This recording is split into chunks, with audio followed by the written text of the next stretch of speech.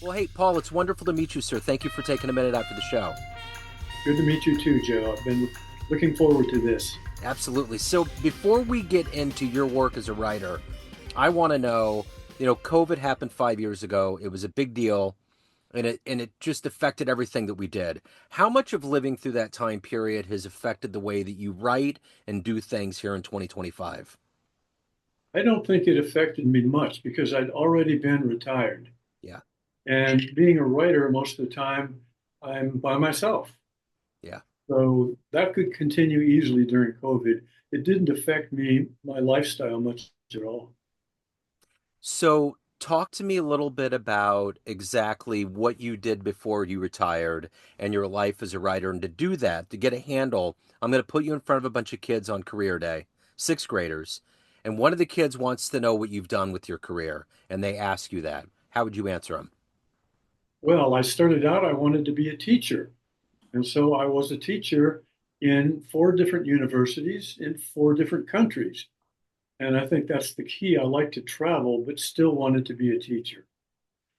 Uh, the last country that I taught in, when I came back to the States, there were no teaching jobs left. The liberal arts departments had shrunk dramatically. So I was forced to find another job, and I ended up with IBM. I knew nothing about business or computers whatsoever at that point. But I ended up staying with IBM for 25 years, not all continuous. Had a break in there, an 8-year break overseas with the US government. So a teacher, a writer, IBM. Peace Corps was central to my formation when I was young. I came back to Peace Corps again 20 years later, but this time not a volunteer, this time as country director in Central Asia. And then on to USAID in Russia, and back to IBM again in Indonesia, as it turns out, in India, places like that. So, yeah, volunteering is one thing, Peace Corps, government, teaching. I couldn't hold a job, so I just bounced around. Yeah. What were the foundational seeds in South Bend, Indiana in the beginning? What were these seeds that were planted into you that made you want to be a teacher and a writer and to have that curiosity to travel? Um, I think it was partly due to the fact that I had asthma as a boy, and I couldn't do as much as the other kids. I had to try harder at everything. And I think that gave me the kind of work ethic that you need to just carry on writing. But besides that, I think one of the most formative events was my high school sophomore English class when the teacher introduced us to Shakespeare, Romeo and Juliet. And I was actually beginning to get serious about school by this time. Um, and I just couldn't believe how much I liked it.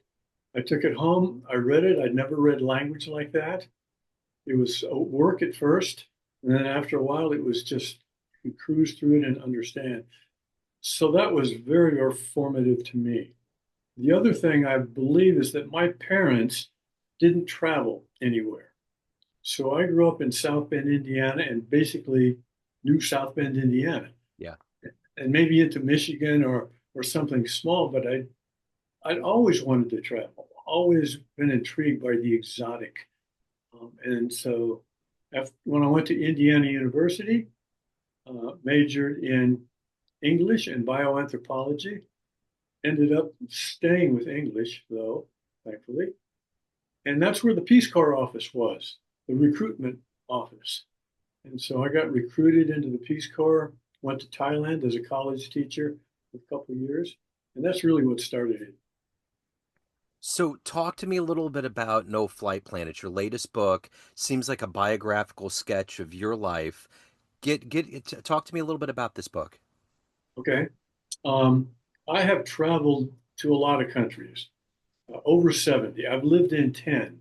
Wow. And when I talk to people, so many of them said, you should write this stuff down. And I said, yeah, yeah, sometime I will. But what finally pushed me over the edge was that I was in Africa last year, um, came back in January. directly from a party at one of the Kenyans' houses. A woman brought out this book and said, "My father wrote this. Um, I really didn't know him until I read this. Where he went, what he did, what he felt about people." She knew father as dad coming in the front door at dinner time. She said, "I know more about my dad now than I ever knew because of this." And I think that was the impetus. When I got back from Africa, I started the next week and Wow. just sat down and started. And the book actually starts with that trip to Africa. It doesn't go chronologically from, when I was born, I was very, very young, you know, till now at all. So it does bounce around a little bit. It's coherent, Yeah. quite coherent, and just talks about the adventures that I've had. I've had quite a few. I'm a pilot, motorcycle, mountain climbing, scuba diving, that sort of thing. So a lot of adventures attached to that. That's such a gift that you're giving too, because I think about that story that you're talking about with the woman that knew her dad afterwards. When my dad passed in 2008, we were going through his stuff. I just wanted to find some pictures and some other things, and I found some tapes, some mini cassette tapes, and I popped it in, and he started telling his life story. And there was all these things that I didn't realize that were going on that were a part of his life. And I feel like that. There's so many things I understood about him after the fact. And it's so good that you're giving this gift to everyone in your life and to the world for them to understand you while you're alive. Yeah, I did it mostly as a legacy. Yeah. And your father sounds like he was doing the same thing, Yeah. but verbally, not writing it. Yeah. And to leave people a legacy to know who I really am, what I really thought about things, what I really did in life, etc. So family and friends were the primary targets. Yeah. So let me ask you this. Of all the people in your life, who is that hero? Who is that inspiration that's led you to have these adventures and to become a writer and do all these things that you've done? I would say it's my seventh grade English teacher, Mr. Johnson. Yeah. Mr. Johnson was very strict, but he was also had an open mind. He would allow people to go off into their own directions. Uh, he was a wonderful man and uh, opened up history, for example, and language and things that you never know unless you can do it vicariously. And that's the experience of reading is living vicariously someone else's actions or life. So I would say it was Mr. Johnson, probably. So if you could meet anybody alive on the planet right now, whether it's a writer or anybody else that you could spend a little time with them that you're fascinated by, who would that be? Ooh, right now today, yeah. Um, I don't. I can tell you who my all-time favorite to sit Yeah. down, yeah, and that would be uh, the Cosmos author, Carl Sagan.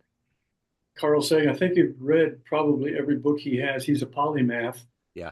He knows poetry, he knows music, he knows astronomy, etc. And he is a fabulous human being. So he's always been the one that I would prefer to have a meal with if I had a choice. Of course, Yeah. he's not alive now, but so yeah, Probably the closest would be Neil deGrasse Tyson at this point because he's kind of taken that torch on from there. yeah, Yeah. yeah, that kind of thing. Yeah. Exactly. So let me ask you this. Of all of the places that you've traveled to on the planet, all of these places that you've seen, what's one of the most unexpectedly magical places that you traveled to that you didn't expect it to be like that? I would say Indonesia. Yeah. Uh, uh, we lived there 5 years. We only intended to stay two. And exploring Indonesia, the island of Bali, the island of Lombok, Sumatra, climbing mountains on a couple of the islands, learning scuba diving. They have thousands of islands around that country. Um, Flying my airplane. That's where it kind of opened up. That's one of the most fascinating spots. Uh, Most of the people who live in Indonesia are Muslim, but they have a little pocket of Buddhist in one little city in Java. But the island of Bali is not. either of those. Yeah. It's Hindu. And so you fly there, which is, uh, 45-minute flight, and the whole culture is different because it's Hindu based instead. So that multicultural mix I like, and Indonesia had that. So let me ask you this. How do you, working as a civilian for all of those years and all of these jobs that you had, how much of that has lent to you being a writer yourself? How much of living through all of that has helped you in your writing? I think it's helped quite a bit, fueling uh, what I want to write about. I mean, I was an English teacher to begin with, and I've always jotted down poems and stuffed them in a drawer somewhere.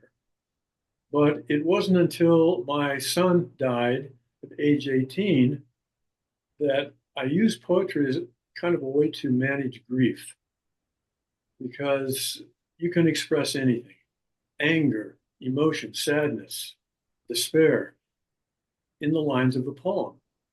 And the thing I like about that the most is get down your initial feelings and thoughts, come back a day later and look at it and say, oh, that's close, but that's not what I meant. And then you come back a day after that and say, that's not the right word. I need another word for that. Yeah. And you gradually begin to uh, hone the poem to be truthful, to be the truest it is to you, um, just by that repetition. Yeah. And I also found out that that helped manage the grief because I was paying attention to something else as well. So it's like, you snuggle up to grease and it's a creature with prickles and spines and teeth, and you stroke that thing until it's tame. Yeah. And you get past your fears and your grief and all the emotions that used to be the spikes, I guess, in that analogy. Yeah. And you come out with some expressions of what you felt and what happened. So let me ask you this. If I put you in front of a room of everybody that's read your books, that knew you in a business sense, and you could walk up to a podium in front of all of them and tell them a really fun story, a fun fact, something really fun about your life that they may not know, what would you tell that room? Fun fact. Okay. I think one of the best would be how I got into the Peace Corps the second time. Yeah. So here I was working for IBM, getting restless again, and the Soviet Union collapsed. And I realized all of a sudden there were all these independent republics that wanted State Department and Peace Corps. And I thought this would be the time to go back into the Peace Corps, but this time as a country director. Yeah. So I applied for it and it wasn't going anywhere. I didn't hear from them and so forth. And I would call and we can't tell you. But it just so happened that Elaine Chao, who's the director of the Peace Corps, was going to a Peace Corps conference, the same one I was going to. So I got her secretary to give me her flight plan. And I accidentally bumped into Elaine when she changed planes in Memphis. Wow. And then her assistant said, well, you guys have been talking for a while. Why don't you take my seat and you can continue your talk? So I talked to her all the way there, told her about my desire to be country director. Um, and after, by the end of the conference, she said, call the personnel people and tell them I asked you to come in for interviews. So I did. I called on Monday when I got back, and this gatekeeper, who was a ferocious gatekeeper in personnel, I said, Elaine asked me to call so that you could schedule time for an interview. And there was this pause. And then, Elaine, it's Elaine, is it? Meaning I didn't say Director Chow or Mrs. Chow or anything, it's first names. So she was a little bit stunned, and I had to cover the phone so she couldn't hear me laughing. But anyway, That's a that's great kind of story. Yeah, that's that's great. So you've been around the world. You've seen a lot of. I mean, even from being in the Peace Corps and seeing how governments work and how people interact. There's a lot of fear and a lot of weird things going on right now in 2025. Are you hopeful? Are you okay with where we're going? How do you take all of this wealth of experience of seeing the world in various capacities and distill that into the way you feel about the future right now? I think it's given me perspective. You see things in other cultures that you never would have seen. People do things in a different way that at first you don't understand, and then later you begin to understand. And it gives you a real perspective on how things work around the world with the differences and so forth. I think that people have more in common than they think, Yeah. even though the lifestyles may be different. So, for example, I'm working with a school now in Kenya, poor school on the Ugandan border, dirt roads, occasional electricity. And I've spent time there, and these people are wonderful. Yeah. And they're exactly like me in almost every way, except I was born in a different zip code. And I think the more you travel, the more that becomes apparent. You're much more tolerant. You have a much clearer perspective on things. You're not as critical, um, that sort of thing. So, after going to all of these different places and living all over the world, when you go back to South Bend, what does it feel like? It feels pretty small. Interestingly, I have a bi-weekly call with six friends in South Bend. We started in kindergarten together, Wow. went through high school together. We each went off to universities. And we've had these calls now for 4 years. In fact, the call this week is at 1 o'clock today when this interview is finished. Yeah. And so they tell me all about what's happening in South Bend, Indiana, and I'm just so pleased that I'm not there. Yeah. And there's nothing wrong with South Bend. Right, right. I'm not trying to say that, but they have stayed there and they followed kind of a prescribed path. Some have sort of climbed a ladder, but in the same field. They go to the same places that I went to as a kid and they've gone to. And they just haven't gotten out and seen other countries, other cultures, spoke other languages. So that's sort of like going back to South Bend. Yeah. Yeah, I would say so. Yeah. I haven't traveled as extensively as you have, but I've been to Europe, and one of the places that tugged on me hard was Rome. I loved being there. My ancestors came here from Italy. So, but I loved Rome, and I'm just thinking in general when I travel, places I would love to go back to. Because I'm not that kind of guy that wants to rewatch a movie or reread a book. Like, there's too much. I want to go to the next one. I want to go to the next country. But in all of these countries and places you visited on the planet, is there one place that you like to go back to? One place that has swayed you, that makes you want to go back? Or do you just want to keep hitting as many places as possible? Well, in general, keep hitting as many places. Yeah, Um, but, you know, to answer your question, I would probably say India yeah. was one of the most fascinating countries I've lived in because it's so huge and so diverse. They have something like 150 different newspapers Wow. in India because of the dialects and because population in this city on this side of the country is very different from the population on the other side.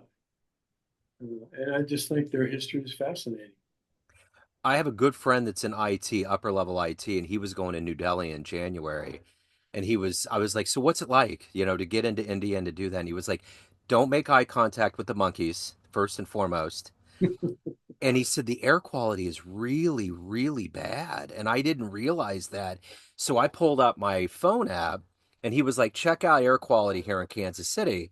And then he said, check it out in New Delhi. And I was like, wow. Like he was talking about how they have to close the windows, N95 masks. Like it's just keeps getting worse and worse. And that was really revelatory to me to think about that, which is a part of travel. You realize these peccadillos in all of these locations and Yeah, how, you know, here in America, sometimes we get insulated in this bubble and don't realize how the rest of the world operates. yeah, that's a good story, and that's true in probably a lot of other capitals as well. Yeah. There's a phenomenon in Southeast Asia that I was not aware of.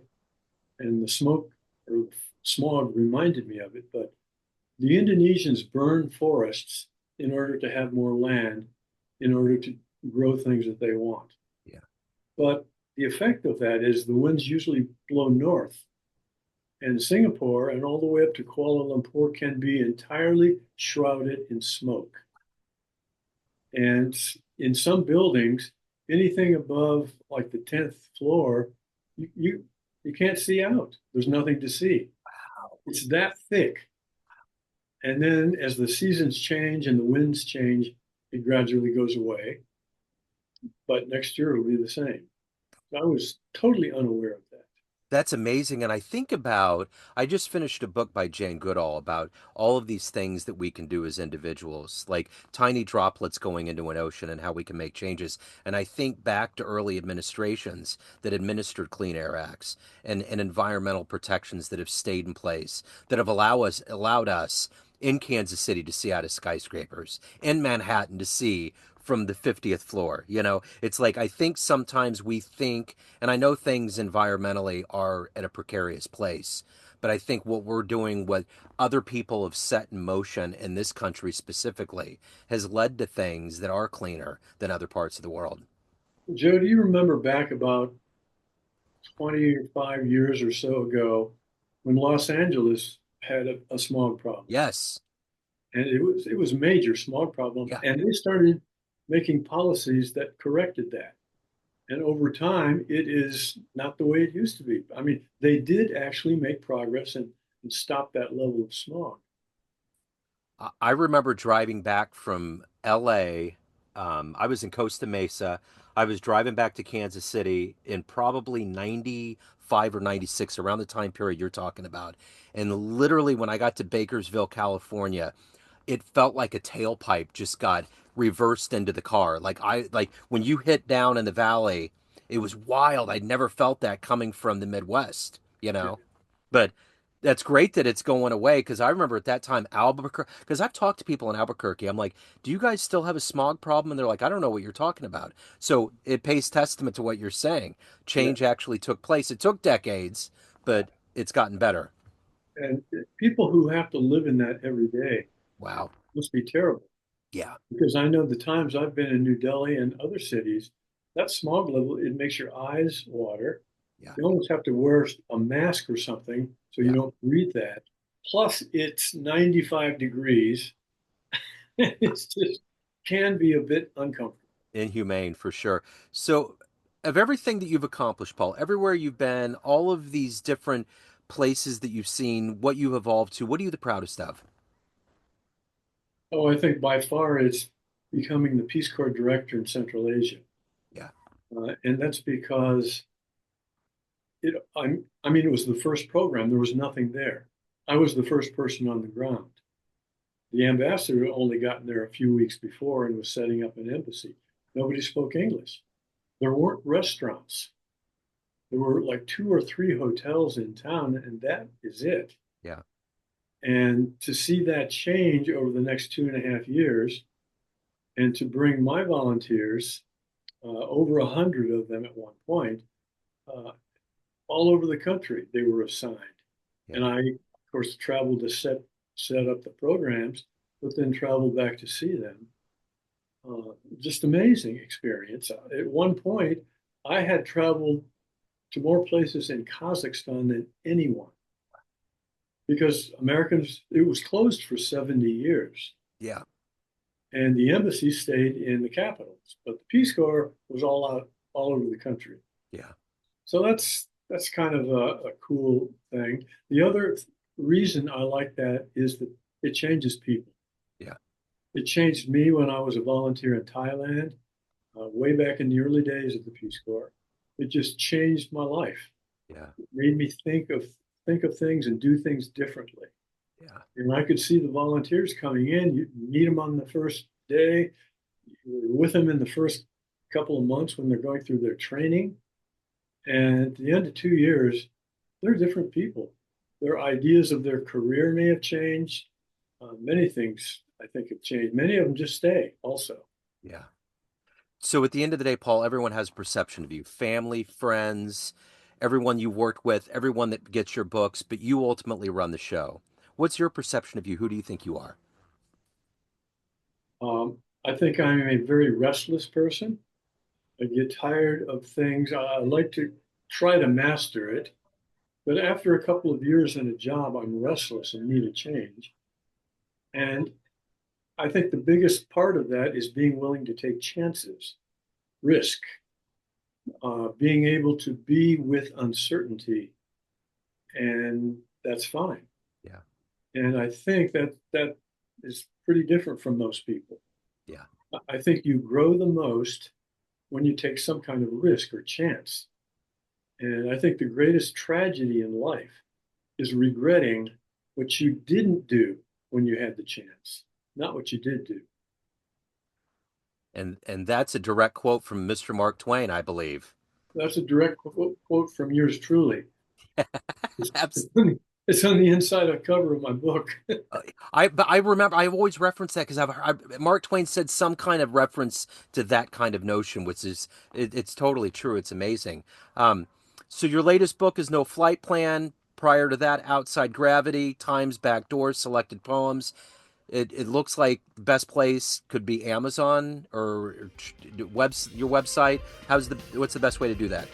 Well, my website you can go to it's Ulysses48.com. And that has everything. It has a description of each of the books.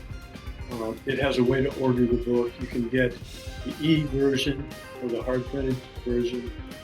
That's probably the best. Okay. Paul, this has been wonderful. Thank you for your story, sir. Thank you for your time and happy travels. I appreciate your time. Thank you, Joe. I hope you get to your favorite spots. Yeah, absolutely. Hello, friends. Joe Dimino here. I just wanted to let you know that after 30 years or so, I have finally released my first book of poetry through the mighty Spartan Press here in Kansas City, Missouri. As the creator and host of both Neon Jazz Radio and the Famous Interviews with Joe Dimino podcast, along with being a visual artist, I'm ready to embark on a new adventure and want you to be a part of it. You can get a copy online via Barnes & Noble, Amazon, and actually on the streets in Kansas City at the great Prospero's bookstore off 39th Street. You can also visit joedimino.com for links to the book, to more poetry, and everything in my world, including paintings. Thanks for all of the love and support over the years, and please dig the words.